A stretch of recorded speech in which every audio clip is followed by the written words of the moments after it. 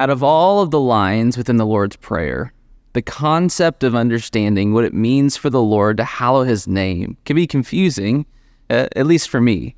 I know that I've prayed that specific line so many times over the course of my life. I've done it with my mom and dad, with myself, with my wife, and yet I think I'm just now maybe learning its true meaning and intention. And as we learned earlier this week from what Stephen said, it simply means that we're asking God to reveal his name as holy, to remind us that we surely aren't God, but he is, right? He's set apart, and his greatness is far above and beyond anything we could even comprehend or imagine.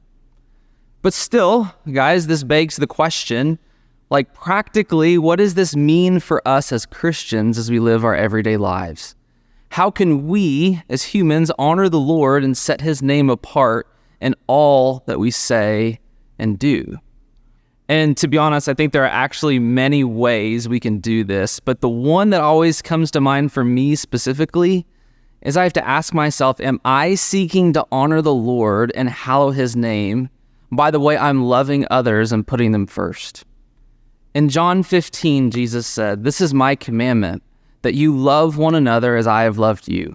Greater love has no one than this, that someone laid down his life for his friends." You see, the reason why that piece of scripture is so powerful to read now is because we have the perspective that Jesus was speaking about himself and speaking about something he would be doing for the people around him and for you and for me. He would be the one laying down his life for us. The one whose name is above all names, the one who the entire universe was created for, the King of Kings and the Lord of Lords, died for us who have no name deserving of being hallowed. So how can we honor the Lord and set his name apart in our hearts and minds? We have to be willing to love people where they're at and put our neighbor's needs above our own. We need to be willing to pick up the phone and reconcile with that person we may have wronged. We may need to take money we've been setting aside to save and give it generously to a family in need. Or maybe the hardest thing, forgive someone who hurt you. And I get it, none of those things are easy. None of those examples are anything we naturally love doing, but here's the truth.